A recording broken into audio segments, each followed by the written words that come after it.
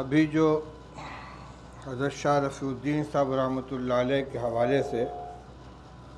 حضرت مصلح الامت رحمۃ اللہ علیہ نے جو بات بیان فرمائی ہے، اس کا یہ مطلب نہیں ہے کہ اپنی جن خرابیوں، جن بیماریوں کو آدمی محسوس کرتا ہے ان کے ازالے کے لیے بھی خود کوشش نہ کرے۔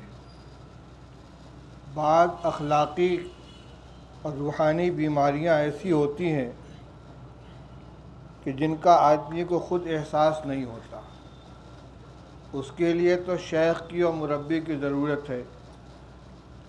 لیکن کچھ بیماریاں ایسی ہوتی ہیں عملی اور اخلاقی جن کو آدمی خود محسوس کرتا ہے۔ مثال کے طور پر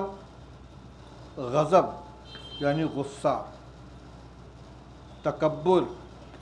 اپنے آپ کو بڑا سمجھنا، بدگمانی دوسروں کے بارے میں بدظنی قائم کرنا،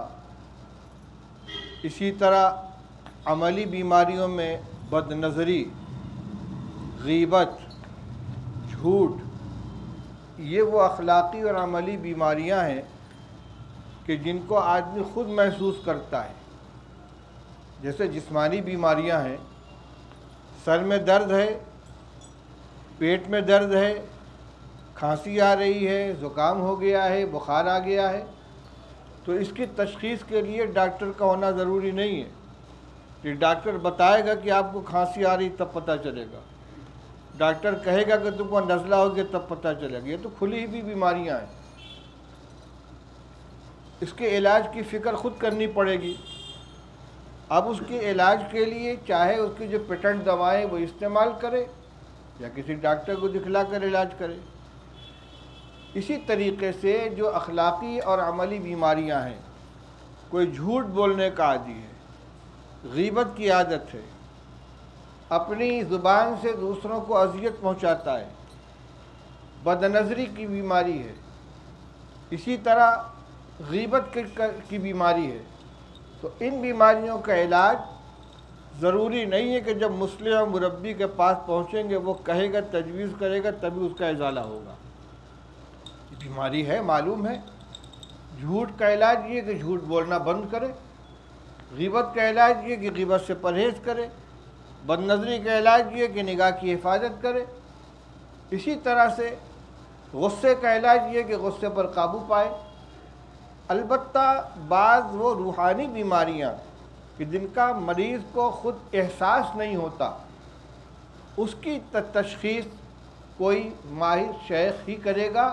اور اس کا جو علاج تجویز کرے گا اس کے مطابق عمل کرنا پڑے گا۔ حضرت شیخ الحدیث رحمۃ اللہ علیہ نے آپ بیتی میں لکھا ہے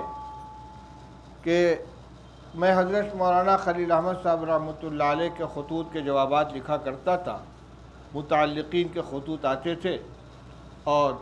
حضرت اس کا جواب لکھواتے تھے۔ ایک صاحب کا خط آیا، بڑے اونچے حوال لکھے تھے انہوں نے،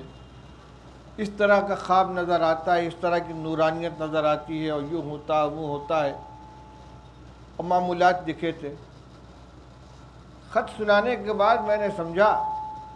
کہ حضرت بس ان کو اجازت دے دیں گے کہ ماشاء اللہ تم پہنچ چکے ہو، میں تم کو اجازت دیتا ہوں۔ لیکن میری حیرت کی انتہا نہ رہی جب حضرت نے جواب میں یہ لکھوایا کہ فرائض و واجبات اور سنن مؤکدہ کے علاوہ تمام معمولات یک قلم موقوف کر دو۔ فرائض و واجبات اور سنن مؤکدہ کے علاوہ تمام معمولات یک قلم موقوف کر دو۔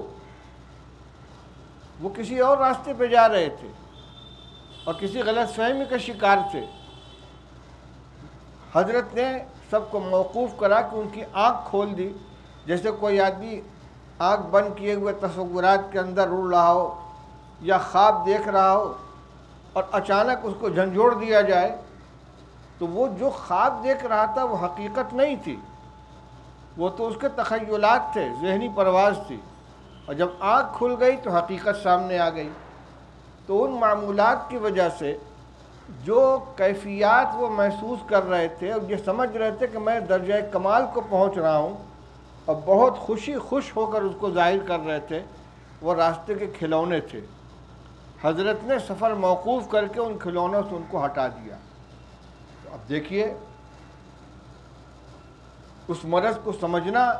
کہ ان کے اوپر جو کیفیت طاری ہو رہی ہے یہ کیا ہے، اس کا کیا علاج ہے۔ حضرت شیخ الحدیث رحمۃ اللہ علیہ جو خود بہت بڑے صاحب باطن اور حضرت مولانا خلیل احمد صاحب رحمۃ اللہ علیہ کے اخص سے مجازین میں سے ہیں، ان کا ذہن وہاں نہیں پہنچا جہاں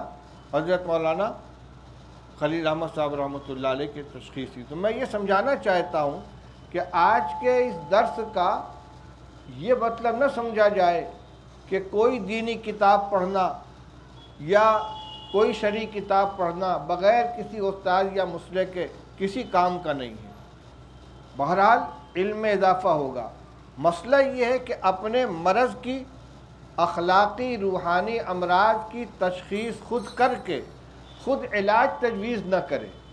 لیکن جو اخلاقی اور عملی بیماریاں بالکل واضح ہیں، جن کی نصوص